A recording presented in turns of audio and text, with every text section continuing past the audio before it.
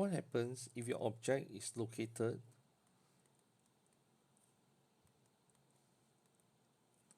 between F and optical center? What happens? Again, the three basic light ray diagrams.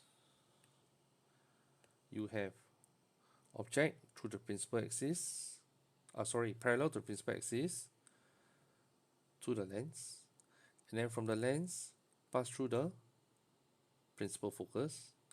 The third one, from the object through the optical center.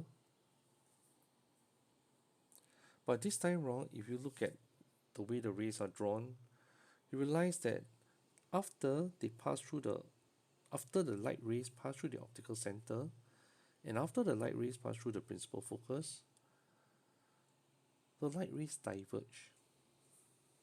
Right? It's no longer converge like the first few videos. It now diverge. So how exactly do we locate the position of the image? So in this case, the image is not formed on the opposite side of the lens anymore. If you project the second and the third light ray backwards, okay, now you project it backwards as shown in this dotted line. Project it backwards, it will intersect at this certain point, and at this point, this is actually the location of your image. Now if you look here, you realize that the image is drawn in dotted line. But in your earlier examples, the image is drawn in full line. Now, the image is drawn in dotted line because, first of all, the image is not able to be cast onto the screen anymore. In fact, this dotted line that you drew backwards from the object, it just goes to show that, well, these lines are actually considered virtual, and hence the image is virtual.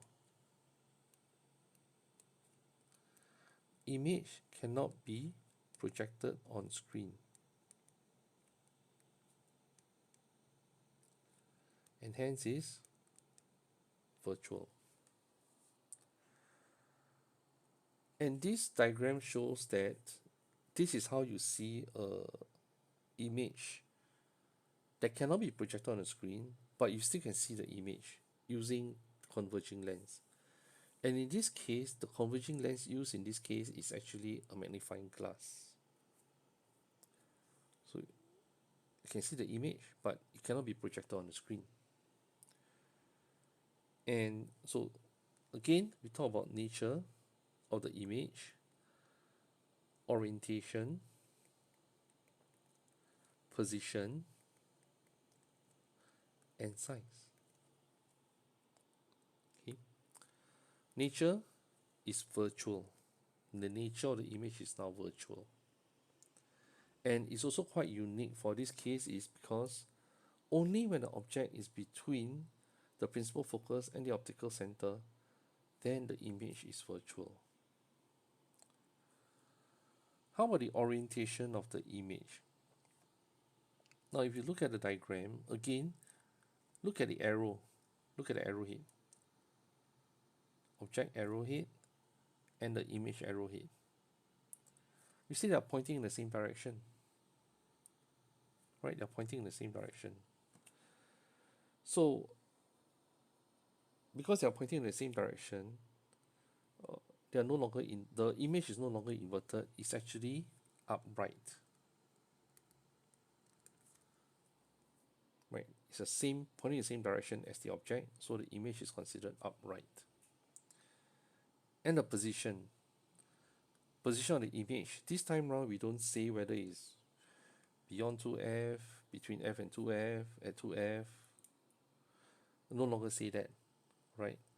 Because it can be anywhere behind the object, depending on the principal focus and the position of the object. So we just say the image is located behind object. That's all we say about the position. How about the size of the image? Now if you look, you can see that the image is very much larger than the object itself. As such, we can say the image is magnified, or the image is enlarged, bigger than the object.